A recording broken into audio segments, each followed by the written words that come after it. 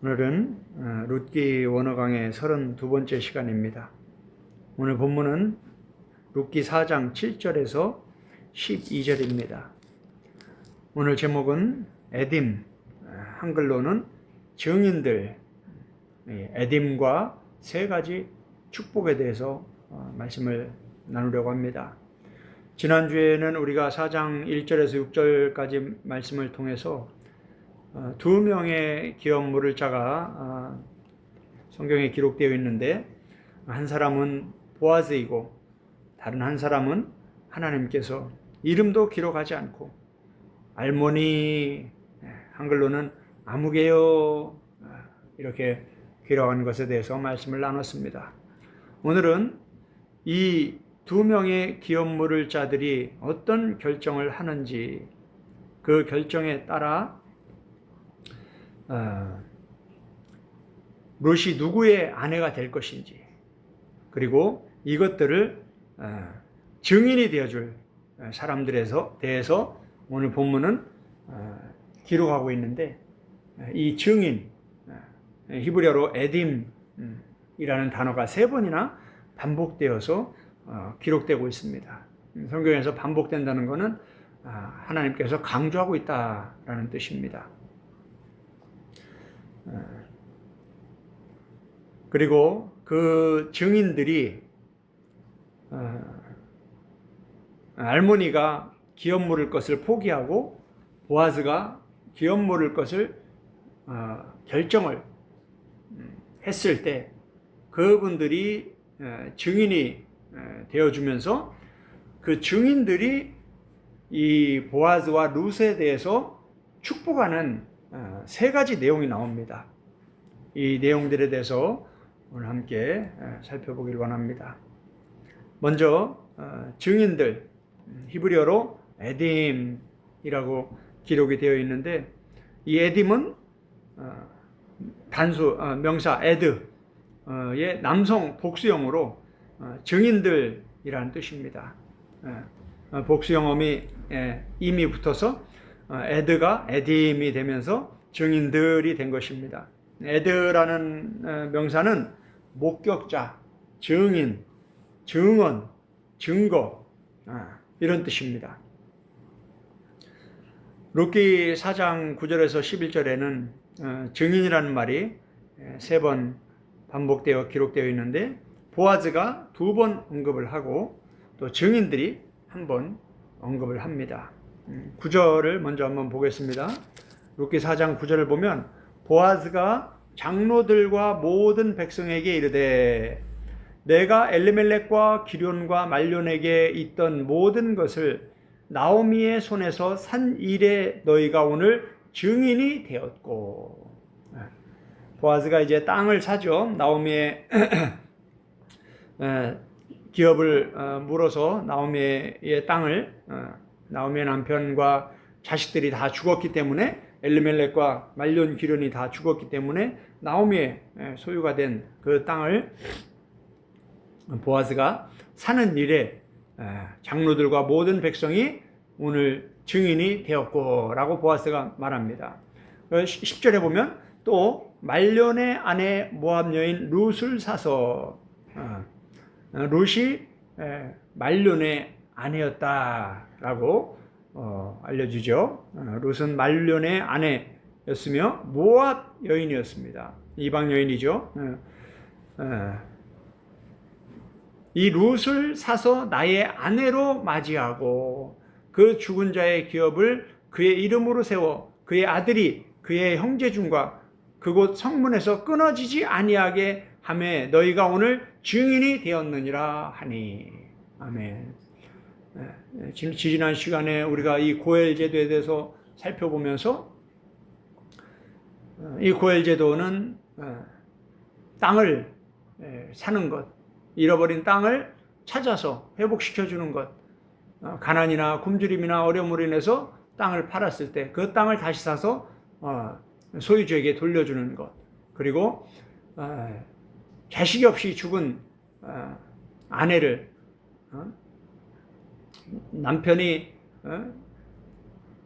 자식을 낳지 못하고 죽은 과부가 된 여인을 아내로 맞이하여서 대를 이어주는 이런 제도라고 말씀을 드렸습니다. 오늘 본문이 이 두 가지를 말씀해 주고 있는 겁니다. 보아스는 이 두 가지 일에 내가 나오미의 땅을 사는 일과 과부된 룻을 아내로 맞이하여 대를 잇게 하는 이 일에 이스라엘 모든 백성과 장로들이 너희가 이 일의 증인이 되었다 라고 보아스가 두 번 증인에 대해서 말을 했습니다. 그러면서 이제 한 번 더 이제 증인이라는 단어가 기록되어 있는데 11절에 보면 성문에 있는 모든 백성과 장로들이 이르되, 이제 보아스가 두 번 증인에 대해서 언급하고 나서 이제 보아스가 언급한 그 증인들이 이제 말을 합니다.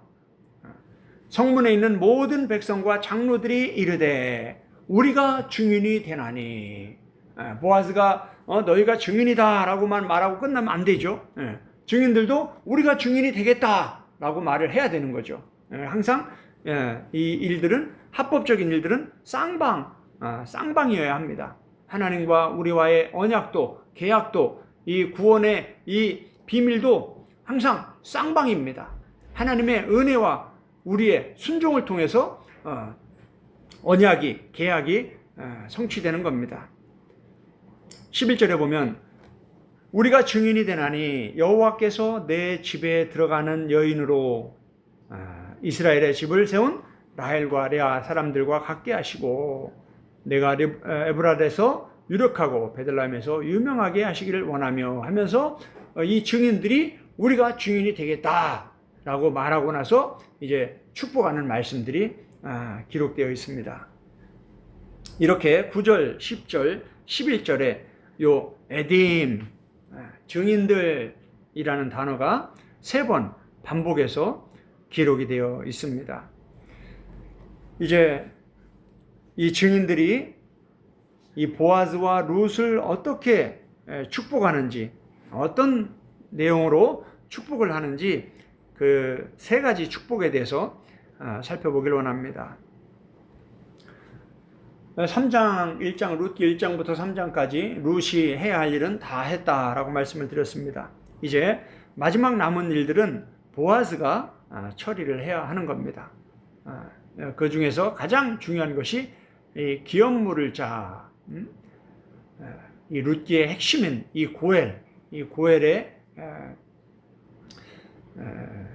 누가 기업을 물을 것인지를 결정하는 이 일이 가장 중요한 일이고 최종적으로 마무리해야 할 일입니다.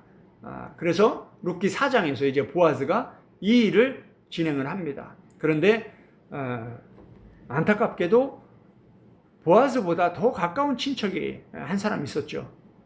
우리는 그 사람의 이름도 알지 못합니다. 왜냐하면 성경이 그 사람에 대해서 할머니라고 하면서 아무개요 라고 기록하고 있기 때문입니다.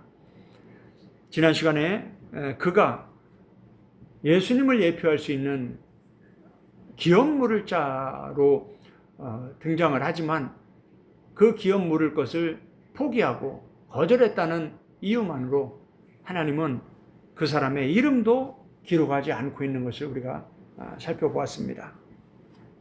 그 사람이 아무개가 기업 물을 것을 내가 이것을 이 기업을 물으면 나에게 손해가 될 것 같다 해서 거절을 했습니다. 그리고 오늘 7절 8절에 보면 그가 신을 벗어버리죠. 그래서 네가 기업을 물으라. 그래서 이제 최종적으로 이제 보아스가 기업을 물으기로 결정이 됐습니다. 많은 증인들 앞에서, 이스라엘 백성들과 장로들 앞에서 이 일이 최종적으로 합법적으로 유대 공동체 안에서 합법적으로 또 하나님의 말씀 안에서 최종 결정이 되었습니다. 이때 증인들이 보아스와 룻의 결혼을 위해서 축복을 하는데 3가지 축복 중에서 첫 번째는 11절입니다. 우리가 증인이 되나니 여호와께서 내 집에 들어가는 여인으로 이스라엘의 집을 세운 라헬과 레아 두 사람과 같게 하시고. 첫 번째 축복은 뭡니까? 내 집에 들어가는 여인, 이 누굽니까? 룻이죠. 보아스의 집에 들어가는 이 여인을 축복합니다. 룻을 축복하는 거예요. 룻을 축복하는데 어떻게 축복하냐? 이스라엘의 집을 세운 라헬과 레아 두 사람과 같게 하시고. 우리가 창세기부터 레위기, 민수기, 신명기, 여호수아, 사사기까지 쭉 살펴보면 이스라엘 역사에서 정말 중요한 인물이 바로 야곱입니다. 야곱에게는 두 아내가 있었죠. 그 여인들이 바로 라헬과 레아입니다. 야곱은 이 라헬과 레아를 통하여 12아들을 낳았습니다. 하나님은 야곱을 이스라엘이라고 이름을 바꿔주셔서 야곱이 이스라엘이 되었고, 야곱이 이스라엘의 조상이 되었고, 야곱의 12아들이 지금 이 시대 전 세계에 퍼져 있는 유대인들의 조상이 된 것입니다. 이제 이 증인들은 다 유대인들입니다. 이스라엘 사람들입니다. 그들이 이 보아스가 기업을 무르겠다고, 룻을 아내로 맞이하겠다고 결정을 하고 나니까 그 일에 자기들이 증인이 되겠다고 말하면서 축복하는 내용이 바로 이러한 내용입니다. 이 룻을 통하여서 라헬과 레아와 같이 그렇게 이스라엘 역사에서 정말 중요한 대를 이어서 이스라엘 역사에 남을 그러한 위대한 인물이 되었으면 좋겠다. 그러한 위대한 아들들을 낳았으면 좋겠다. 하나님께서 그렇게 은혜를 베푸시길 원한다. 라는 것이 첫 번째 축복의 내용입니다. 그리고 이제 두 번째 축복의 내용도 11절에 기록이 되어 있습니다. 내가 에브랄에서 유력하고 베들레헴에서 유명하게 하시기를 원하며. 두 번째 축복은 보아즈를 축복하는 내용입니다. 여기서 내가는 보아즈죠. 보아즈가 에브랄에서 유력하고 베들레헴에서 유명하게 하시기를 원한다. 참 좋은 축복의 내용이죠. 에브랏은 베들레헴의 옛 이름입니다. 에브랄에서 유력하고라고 기록된 이 유력하고는 히브리어로 하일입니다. 우리가 이 하일이 룻기에 3번 기록되어 있다고 말씀을 드렸죠. 한 번은 룻을 향해서 룻이 현숙한 여인이다. 그 현숙한이 하일입니다. 그리고 보아즈를 향해서 2번 유력한 자다. 오늘도 이 에브랄에서 유력하게 되기를 축복하는 이 유력하게, 이게 바로 하일입니다. 하일은 힘, 능력, 군대, 부, 덕, 용기, 이런 좋은 내용들을 다 담고 있는 아주 좋은 말 중에 좋은 말입니다. 그렇게 에브랏에서 보아즈가 아주 하일이 되길, 유력한 자가 되기를 원하고 베들레헴에서 유명하게 하시기를 원한다. 유명하게라고 기록된 이 한글의 유명하게는 히브리어로 명은 이름이죠. 쉔, 이름이 카라, 불려지다, 유명해지다. 다시 말하면 보아즈라는 이름이 많은 사람들에게 불려지고 많은 사람들에게 유명해지고 뭐 악한 자로 범죄자로 유명해지는 게 아니라 보아즈가 살아온 것처럼 유덕한 자로 그렇게 아주 가난한 자들을 위해서 고아와 과부를 돌보며 먹을 것이 없는 자들에게 풍성하게 먹을 것을 나눠주는 그러한 유덕한 자로 선한 사람으로 베들레헴에서 그의 이름이 널리 알려지기를 원한다. 이게 그 증인들이 보아즈를 축복한 내용입니다. 그리고 세 번째 축복의 내용이 12절에 기록되어 있습니다. 여호와께서 이 젊은 여자로 말미암아, 이 젊은 여자는 누굽니까? 룻이죠. 룻이 아직도 젊은 여인이죠. 너무 결혼 초기에 말년이 죽어버렸죠.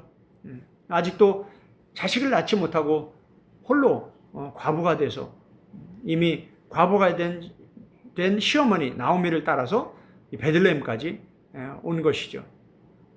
이 젊은 여자로 말미암아 내게 상속자를 주사. 여기서 내게는 보아즈죠. 마지막 세 번째 축복은 룻과 보아즈를 향한 축복입니다. 이 젊은 여자로 말미암아, 이 젊은 여자 룻을 통해서 보아즈 너에게 상속자를 주어서 내 집이 다말이 유다에게 낳아준 베레스의 집과 같게 하시기를 원하노라 하니라. 아멘. 세 번째 축복에도 이전에 기록된 구약 성경에 기록된 내용을 가지고 축복을 하죠. 첫 번째 축복도 뭡니까? 라헬과 레아와 같은 두 사람과 같게 하기를 원한다. 세 번째 축복도 내 집이 다말이 유다에게서 낳아준 베레스의 집과 같게 하기를 원한다. 다 구약 역사에 지나온 조상들의 내용을 가지고 축복을 하는 것을 보게 됩니다. 여기서 다말은 누굽니까? 유다에게서 쌍둥이 아들 베레스와 세라를 낳은 여인입니다. 창세기 38장 27절에 40절에 있습니다. 다말은 유다의 장남 엘과 결혼하였지만 그 엘이 죽어버렸습니다. 그래서 유대 공동체의 고엘 제도를 따라서 둘째 아들이 오난인데 이 둘째 아들과 재혼을 했습니다.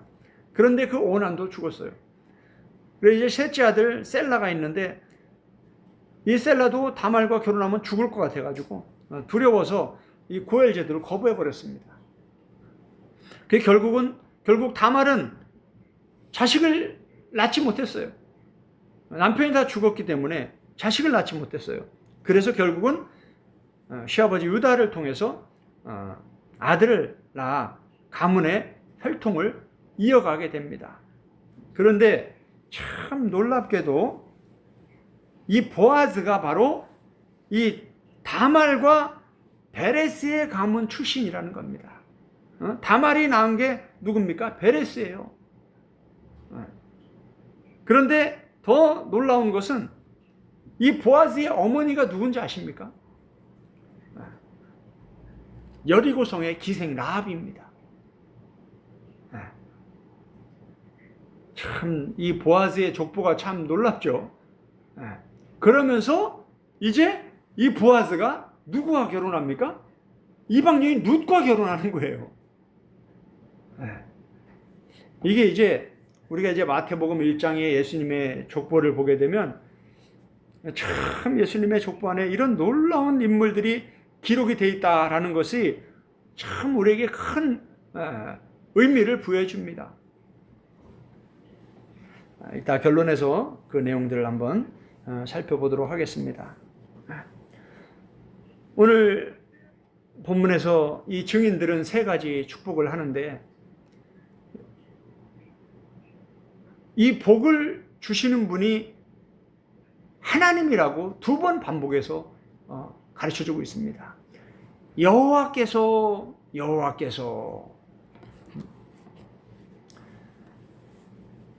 11절에도 보면 여호와께서 내 집에 들어가는 여인으로 이스라엘의 집을 세운 라헬과 레아 두 사람과 같게 하시고. 참 야곱이 라헬을 사랑했죠. 그런데 어떻습니까? 자식을 낳지 못하는 거죠. 태를 열어주시는 게 하나님이라고 성경은 가르쳐주고 있습니다.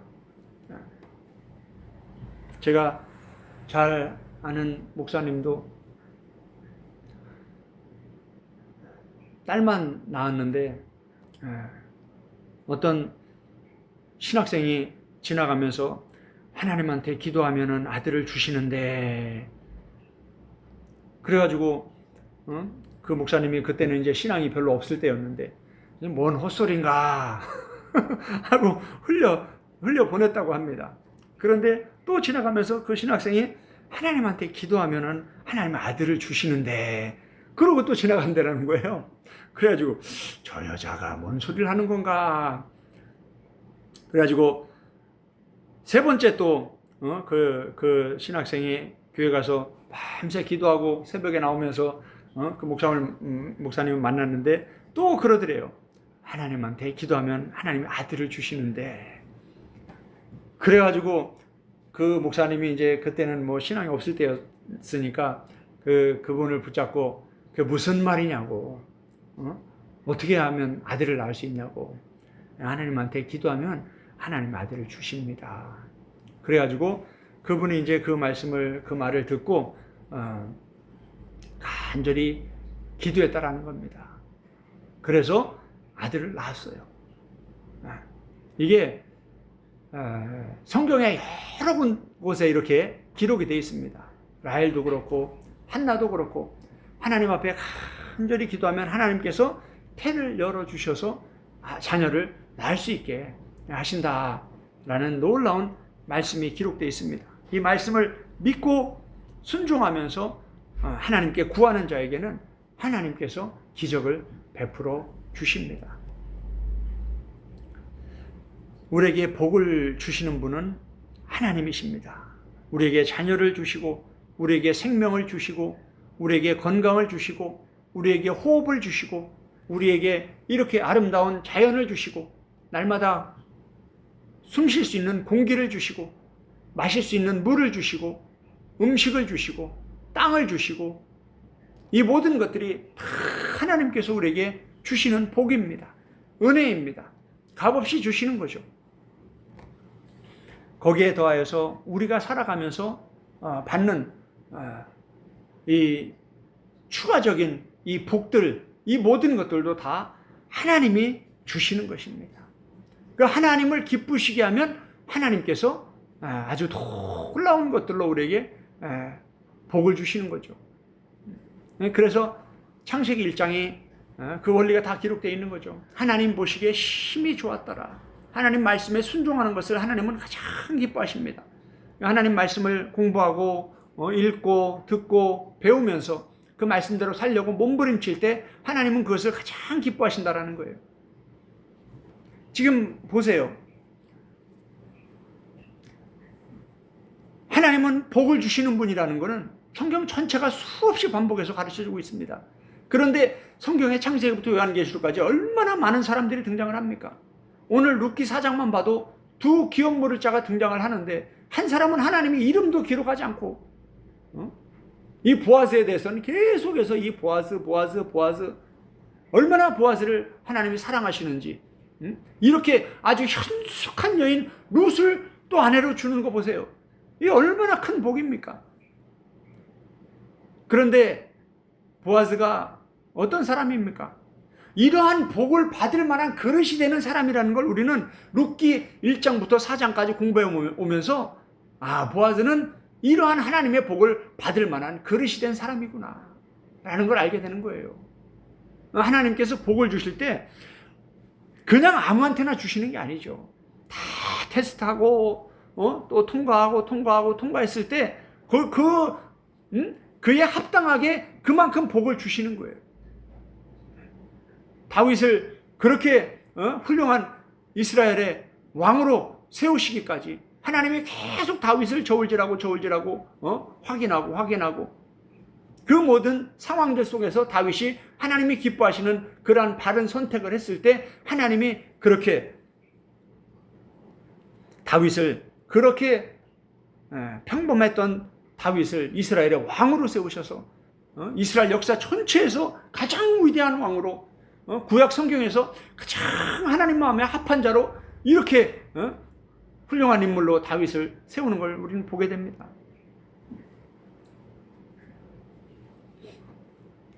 복을 받는 사람은 보아즈와 룻입니다. 보아즈뿐만 아니라 룻도 우리가 살펴보았죠. 보통 사람이 아니죠. 이방 여인인데도 불구하고 우리가 사사기를 보면 어떻습니까? 이스라엘 백성들의 신앙이 지금 이스라엘 백성들의 이 삶이 이스라엘 백성들의 이 성품이 어떻습니까?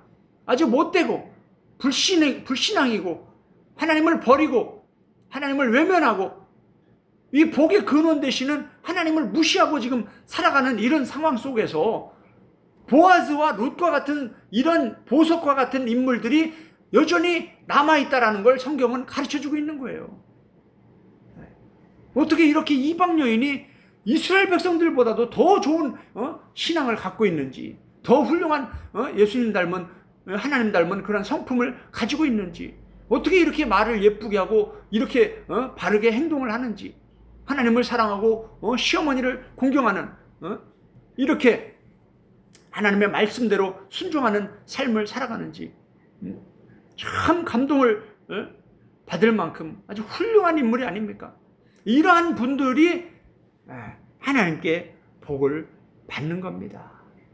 하나님은 햇빛이나 물이나 공기나 이런 보편적인 은혜는 모든 사람에게 다 주시는 거예요. 그런데 이렇게 좋은 남편을 만나고 좋은 아내를 만나고 최고의 복이죠. 한번 인생을 한번 살아보세요. 50년, 60년 살아보니까 70년, 80년 살면 더 하겠죠. 최고의 복은 배우자의 복입니다. 할렐루야. 그리고 축복하는 사람들이 있습니다. 축복하는 사람들은 이스라엘 백성들과 장로들, 룻과 보아즈의 결혼을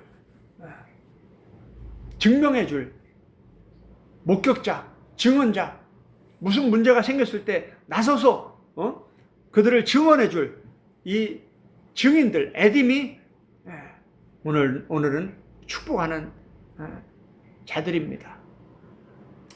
오늘 우리가 이 말씀을 통해서 우리도 우리 주변에 있는 사람들에게 이러한 축복의 말을 해줄 수 있는 저와 여러분이 되기를 축복합니다. 더 나아가서 보아즈와 룻과 같이 하나님의 복을 받을 수 있는 그릇을 준비하는 그러한 지혜로운 사람이 되기를 축복합니다. 그릇이 준비되지 않으면 하나님이 부어주려고 해도 부어줄 수가 없습니다. 부어줘도 정제기밖에 안 되면 그러한 복밖에 받지 못하는 겁니다.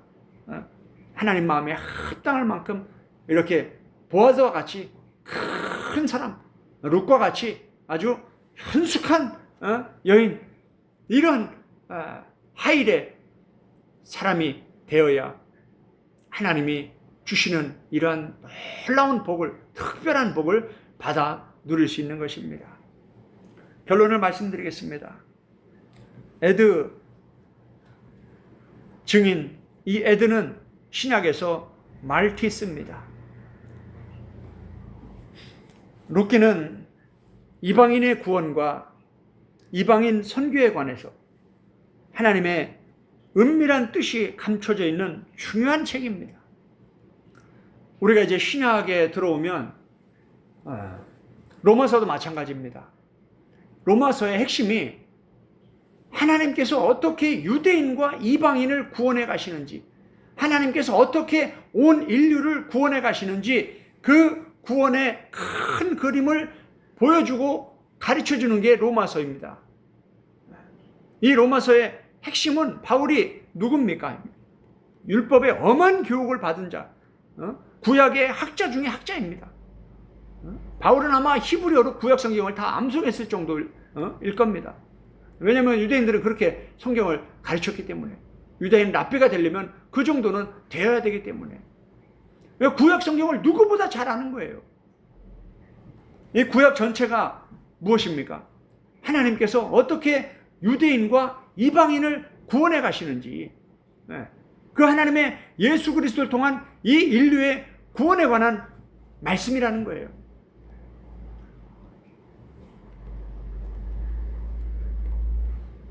그런데 구약 전체의 다수는 이 유대인의 구원에 초점이 맞춰져 있습니다. 그런데 이렇게 룻기와 같이 이렇게 작은 책에 하나님께서 유대인뿐만 아니라 이방인도 구원하신다라는 이러한 놀라운 이 복음이 이 룻기에 기록이 되어 있는 거예요. 이런 걸 모르니까 예수님 당시에도 어떻습니까? 유대인들이 얼마나 유대 우월주의에 빠져 있었습니까?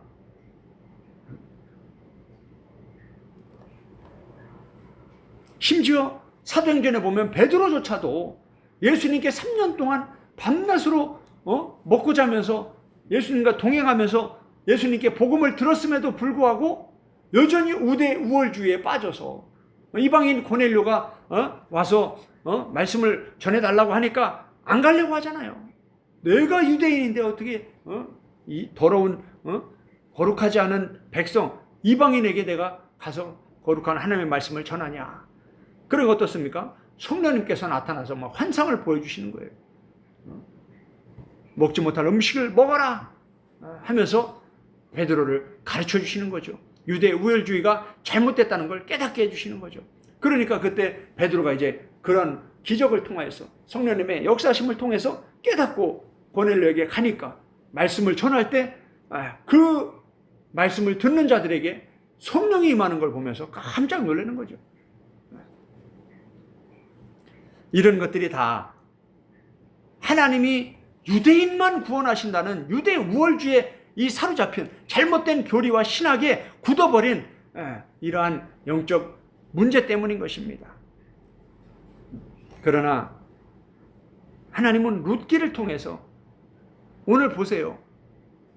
룻기 4장 이 끝부분에 와서 하나님은 라헬과 레아, 이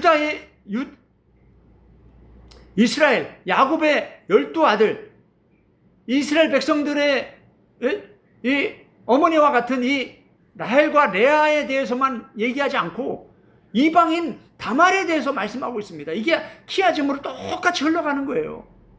이 축복의 첫 번째와 세 번째가 이렇게 연결이 되는 거예요. 첫 번째는 뭡니까? 유대인이에요. 라헬과 레아, 이스라엘 야곱의 12아들을 낳아준 어머니. 근데 지금 다말은 누굽니까? 이방 여인이에요. 가나안 땅 출신 여인이에요. 이렇게 유대인과 이방인에 대해서 룻기가 기록을 하고 있는 겁니다. 이제 마태복음 1장을 보겠습니다. 마태복음 1장. 아브라함과 다윗의 자손 예수 그리스도의 계보라. 아브라함이 이삭을 낳고 이삭은 야곱을 낳고 야곱은 유다와 그의 형제들을 낳고 야곱이 유다와 그의 형제들을 낳았는데 이 누가 낳은 겁니까? 라헬과 레아가 낳은 것입니다. 이게 12아들이에요. 이제 3절입니다. 유다는 다말에게서 베레스와 세라를 낳고, 오늘 여기 나오죠. 다말에게서 베레스와 세라를 낳고, 이스라엘 12아들 중에서 가장 중요한 인물이 유다죠. 그 유대, 이스라엘, 유대, 베들레헴 이렇게 말하는 거예요. 다시 룻기 4장을 봅니다. 룻기 4장 12절. 여호와께서 이 젊은 여자로 말미암아 내게 상속자를 주사 내 집이 다말이 유다에게 낳아준 베레스의 집과 같게 하시기를 원하노라. 아멘. 다말이 유다를 통해서 베레스를 낳아줬는데 그러한 집과 같이 너희 집안이 그렇게 되기를 원한다라는 축복의 말입니다. 다시 마태복음 1장 3절로 돌아옵니다. 유다는 다말에게서 베레스와 세라를 낳고, 베레스는 헤스론을 낳고, 헤스론은 람을 낳고, 람은 아미나답을 낳고, 아미나답은 나손을 낳고, 나손은 셀몬을 낳고, 셀몬은 라합에게서 보아즈를 낳고. 할렐루야. 라합이 누굽니까? 살몬의 아내였어요. 이 라합이 누굽니까? 여리고성을 정탐했을 때 그 정탐자들을 숨겨서 도와줘서 여리고성이 무너질 때 구원을 받아서 나온 여인 아닙니까? 기생이에요, 기생. 여리고성에. 그런데 그 기생의 신앙이 너무나 좋은 거죠. 그 여인의 신부는 기생이었지만 이 여인이 하나님을 만나고 신앙을 갖게 되면서 그 여인의 삶이 변화가 된 거예요. 다말은 누굽니까? 시아버지에게 시아버지를 속여서 시아버지와 함께 아들을 낳은 사람이 다말입니다. 이 마태복음 1장에 예수님의 족보에 이 많은 인물들이 기록이 되어 있는데 놀랍게도 이방 여인이 4명이나 기록이 되어 있습니다. 그 중에 첫 번째 여인이 다말이에요. 그리고 두 번째 여인이 라합입니다. 보아스의 어머니, 보아스의 증조 할머니. 이 다말과 라합이 이 예수님의 족보에 기록이 되어 있는 겁니다. 그리고 나서 보아스는 루색에서 오벳을 낳고, 오벳은 이새를 낳고, 이새는 다윗 왕을 낳으니라. 마태복음 1장이 아브라함과 다윗의 자손이라고 시작이 되는데 아브라함으로부터 시작해서 이 다윗에 이르기까지 이 짧은 족보 안에 다말과 라합과 룻이 들어가 있습니다. 그리고 이제 다윗은 우리아의 아내에게서 솔로몬을 낳고, 요 우리아의 아내 바세바죠. 바세바는 이름도 기록이 안 돼 있습니다. 그냥 우리아의 아내라고 기록이 되어 있어요. 이렇게 다말, 라합, 룻, 우리아의 아내 바세바, 이 여인들이 다 이방 여인들입니다. 이분들은 유대인이 아니에요. 그런데 이분들이 예수님의 족보 안에 들어있는 겁니다. 참 훌륭한 인물들인 거죠. 이분들은 이방인이고 그분들의 신분이 기생이고 심지어는 시아버지와 아들을 낳은 그러한 여인이지만 하나님은 이분들의 신앙을 귀하게 보시는 겁니다. 그 중에서 가장 훌륭한 인물은 저는 룻이라고 생각을 합니다.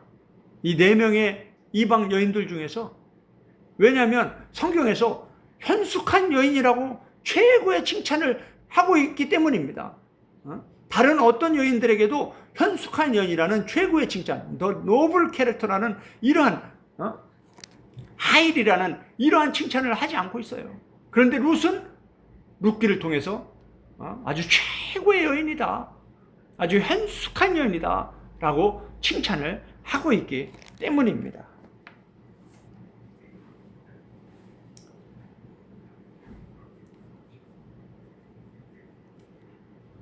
이렇게 여리고 성의 기생 라합이나 가나안 출신의 이 다말이나 이렇게 정말 흠이 많고 자랑할 것이 없고 부끄러운 이러한 죄인들을 예수님의 이 족보에, 그것도 이방인 여인들을 기록한다는 것은 유대인들에게 있어서는 있을 수 없는 일입니다. 그런데 이 마태복음을 기록한 기록자가 누굽니까? 유대인 중에 유대인 마태, 예수님의 제자 마태가 기록을 한 거죠. 그런데 그가 이렇게 이방 여인들을, 이런 여인들을 이렇게 기록을 한다는 것은 하나님의 특별한 섭리고 하나님의 아주 깊은 뜻이 여기 감춰져 있는 겁니다. 이처럼 예수 그리스도를 통한 하나님의 구원의 은혜는 죄인 중에 괴수와 같은 이러한 사람들, 예수님이 이 땅에 온 것은 의인을 찾으러 온 것이 아니라 죄인을 찾으러 오셨다고 말씀하신 것처럼 저와 여러분도 자랑할 것 없고 내세울 것 없고 죄와 허물로 가득한 인생이었지만 예수님의 그 놀라운 십자가의 희생을 통해서 저와 여러분을 구원하기 위해서 살과 피와 생명까지 아낌없이 내어주신 그 십자가의 헌신, 십자가의 희생, 이것을 통해서 우리가 하나님의 자녀가 되고 영생을 얻는 구원의 은혜를 얻게 되는 겁니다. 하나님의 사랑이 바로 독생자 예수 그리스도를 아낌없이 이 땅에 주신 것이라고 성경은 가르쳐주고 있고, 예수님은 그 크신 하나님의 그 뜻을 깨닫고 자기가 이 땅에서 많은 사람들이 임금 사무려 해도 혼자 산으로 가서 기도하며 어떻게 하면 내가 인류 구원을 위해서, 유대인과 이방인의 구원을 위해서 어린 양으로 제물이 될 수 있는지, 하나님께서 아브라함에게 이삭을 번제로 드리라고 했을 때처럼 자신이 어린 양으로 생명을 내어주어야만, 피를 흘려야만 죄를 사함받을 수 있는 이 사명을 온전히 완수하는 일에만 초점을 맞추셨습니다. 그것이 십자가의 복음인 것입니다. 우리는 이 놀라운 하나님의 사랑과 예수 그리스도의 십자가의 희생, 십자가의 마지막 제사, 이 십자가의 복음을 성령님의 사역을 통해서 깨닫게 됩니다. 성령님이 우리 가운데 임해야, 성령을 받아야 성령으로 거듭나게 되고 이 놀라운 하나님의 사랑과 예수 그리스도의 십자가의 복음을 바르게 깨닫게 되는 겁니다. 아무리 주변에서 예수님의 십자가의 복음을 얘기하고 하나님의 사랑을 얘기하고 아무리 교회에서 수없이 설교자들이 설교한다고 해도 성령을 받지 못하면 그게 무슨 말인지 깨닫지 못합니다. 그 하나님의 사랑을 체험하지 못합니다. 하나님은 사랑이다, 하나님은 사랑이다 수없이 말을 들어도 느끼지 못해요. 경험하지 못해요. 나는 여전히 사랑받지 못하고 있는데 이렇게 되는 겁니다. 예수님의 십자가의 그 복음을 수없이 들어도 눈물이 흐르지 않는 거예요. 회개를 하지 않는 겁니다. 여전히 내 마음대로 내 뜻대로 살아가게 되는 거예요. 그래서 반드시 성령을 받아야 됩니다. 성령님이 임하셔서 역사하셔야 이 복음이 열리는 거예요. 맹인이 드디어 눈을 뜨는 거예요. 요한복음에서 계속 예수님께서 맹인을 치료하는 말씀이 나오는데 진짜 맹인은 누굽니까? 성경을 보면서 성경을 가르치면서 깨닫지 못하는 자들이 맹인이라는 거예요. 예수님은 지금 그 말씀을 하고 계시는 거예요. 나는 보지 못하는데도 아는데 너희들은 보는데도 알지 못하느냐? 예수님이 맹인을 치료했을 때 맹인이 하는 말 아닙니까?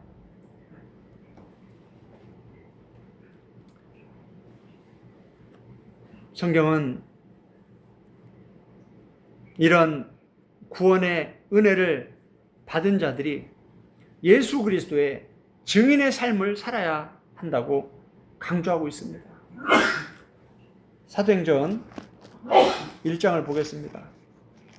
이제 마태, 마가, 누가, 요한복음 4복음서를 통해서 예수님은 이 땅의 사역을 다 마치셨습니다. 그리고 이제 사도행전 1장에 보면 예수님이 부활하셔서 승천하십니다. 그리고 다시 오시겠다고 약속을 합니다. 그러면서 이렇게 말씀을 하십니다. 사도행전 1장 8절입니다. 오직 성령이 너희에게 임하시면 너희가 권능을 받고 예루살렘과 유대와 사마리아와 땅끝까지 이르러 내 증인이 되리라 하시니라. 아멘. 이거 바로 내 증인, 이게 바로 말티스입니다. 목격자, 증인, 증언, 증거, 이런 뜻입니다. 구약 성경에 아까 룻께서 말한 에드가 바로 이런 뜻입니다. 같은 단어예요. 같은 뜻이에요. 이제 사도행전 2장 32절에 보면 미리 31절부터 보겠습니다. 미리 본고로 그리스도의 부활을 말하되 그가 음부에 버림이 되지 않고 그의 육신이 썩음을 당하지 아니하리라 하더니 32절 이 예수를 하나님이 살리신지라 우리가 다 이 일의 증인이로다. 할렐루야. 많은 유대인들이 있는데 21절 보면 이스라엘 사람들아 이 말을 들으라 하면서 이제 베드로가 말을 합니다. 너희도 아는 바와 같이 하나님께서 나사렛 예수로 큰 권능과 기사와 표적을 너희 가운데 베푸사 너희 앞에서 그를 증언하셨느니라. 그가 하나님께서 정하신 뜻과 미리 하신 대로 내준 바 되었거늘 너희가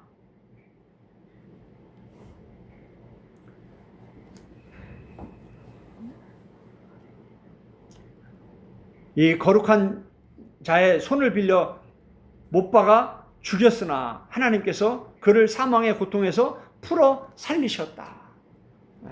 계속해서 지금 베드로는 이스라엘 백성들 너희가 하나님의 아들 예수 그리스도를 죽였다라고 가르쳐주고 있습니다. 그 사건에 대해서 과거 역사에 대해서 짚어주고 있는 거예요. 그러면서 그런데 하나님이 다시 그 예수님을 살리셨다. 무덤에 가봐라.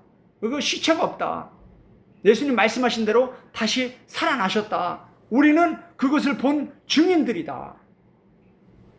얼마나 놀라운 일입니까? 베드로도 평생을 업으로 우리도 이스라엘 가면 그 갈릴리 바다가 지금도 있지 않습니까? 그 갈릴리 호수에서 업으로 물고기를 잡으면서 먹고 살았던 아주 부유했던 그러한 사람이었습니다. 그런데 그 베드로가 자기 직업을 다 버리고 배와 그물까지 다 버리고 예수님을 따라 나선 것은 예수님이 범인이 아니었기 때문이에요. 예수님의 구약에 예언된 바로 메시아라는 걸 깨달았기 때문이에요. 예수님이 행하신 그런 놀라운 기적들을 보았기 때문이에요. 저도 20대에 예수님을 만나서 놀라운 기적들을 체험하고 나니까 예수님이 정말 살아계시구나 라는 것을 확신하고 인도에 10년 정도 선교사로 헌신할 수 있는 상상도 할 수 없는 그러한 인생을 살아가게 되는 거죠. 이게 바로 복음의 능력인 겁니다. 지금 베드로는 우리가 이 일의 증인이다 라고 고백을 하는데 바로 얼마 전만 해도 베드로는 예수님이 십자가 못 박혀 죽었을 때 어땠습니까?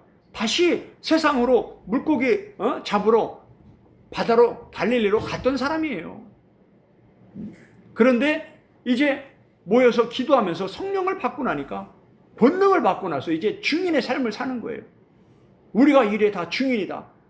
그런데 지금 베드로가 자기가 증인이라고 말하는 이 사람들이 누굽니까? 얼마 전까지만 해도 아주 그렇게 무섭게 예수님을 못 박아 죽인 살인자들입니다. 지금 베드로도 말을 잘못하면 이 사람들한테 죽임을 당할 수도 있는 그러한 상황이에요.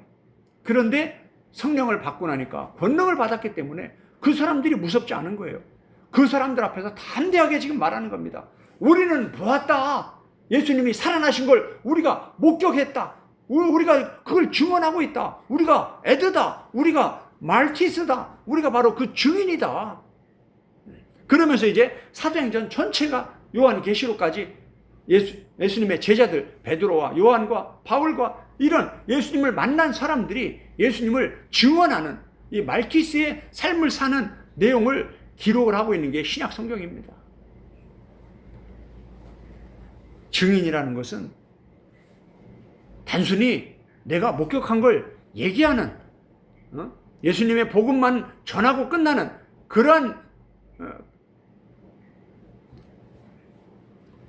그러한 것이 전부가 아닙니다. 증인이라는 것은 열매를 맺는 사람입니다. 다시 말하면 영적인 자녀를 낳아서 양육하는 사람입니다.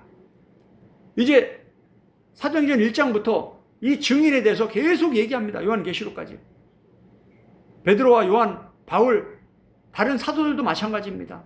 그분들의 삶은 단순히 예수 그리스도를 증언하고 끝나는 것이 아니라 이 복음을 전해서 예수 그리스도를 알게 하고 믿게 해서 영원한 생명을 얻을 수 있는 그러한 참된 그리스도인이 되게 하는, 이 세상의 빛과 소금의 삶을 살게 하는 이러한 하나님의 자녀를, 참된 그리스도인을 어린아이에서부터 장성한 자까지 자라게 양육하는 사람이라는 것을 우리가 보게 됩니다.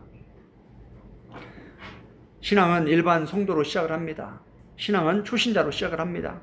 그러나 20년, 30년 신앙생활하면서 계속해서 초신자로 일반 성도로 남아있으면 안 됩니다. 빨리 교육과 훈련을 통해서 사역자가 되어야 됩니다. 교사가 되어야 됩니다. 주일학교 교사, 중고등부 교사, 청년부 교사, 교사가 되어야 돼요. 성경을 가르치고 양육하는 사람이 되어야 돼요.